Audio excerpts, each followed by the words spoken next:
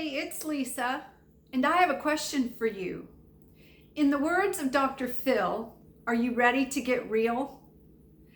I did a Facebook Live video a couple of weeks ago challenging you to finish this year strong, and I wanted to follow up on that to see how you're doing with your action plan.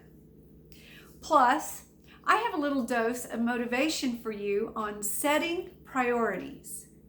You don't want to miss this. Before I get any deeper, let me introduce myself if you don't already know me.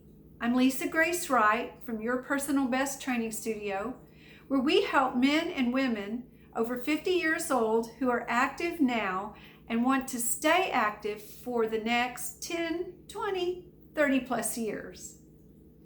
If you are watching me live, write LIVE in the comments. And if you are watching the replay, well, write replay so I know you tuned in. Okay, so getting real. First, let me give you a quick update on how I am doing with my vow to finish this year strong.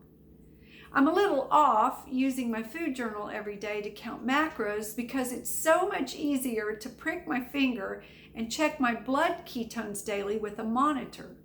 Well, it feels like cheating a little doing it this way, and it is reactive instead of proactive, and I want the right habits from the right activity. Otherwise, my 5 weekly workouts are going great, and I love to read, so no problem. But I am anticipating something that is going to happen in the next couple of weeks. It has to do with the holidays, which is when we all get super busy. Every year, I hear people say they will put off their wellness and fitness routines until after the holidays because they don't have any time. Well, this mindset is what I want to get real about. It's time. You know, all those things we promise ourselves we'll do someday when we finally have the time. Remember back in March, April, and May, when most of us had a lot of extra time on our hands this year? Did you make use of that time to finally get to all of those things you always meant to do? Well, if you're like most people, the answer to that question is no.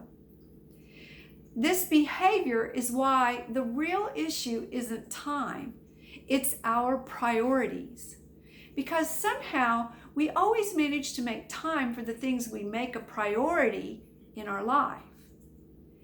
During the time we stayed home earlier this year, priorities shifted to self-soothing, to help everyone feel less stress. People watched TV, cooked, did jigsaw puzzles, and shopped a lot on Amazon.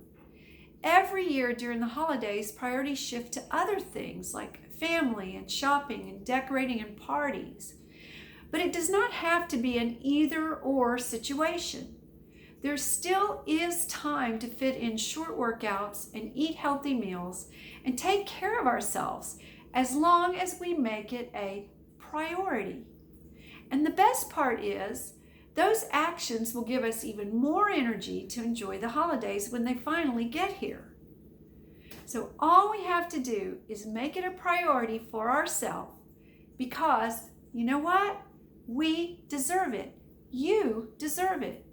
So getting real, what are your priorities for the upcoming holiday season?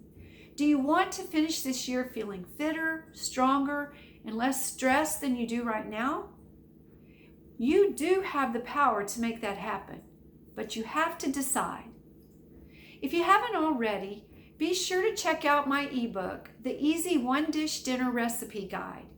You can get it by clicking through the link in the description of this video.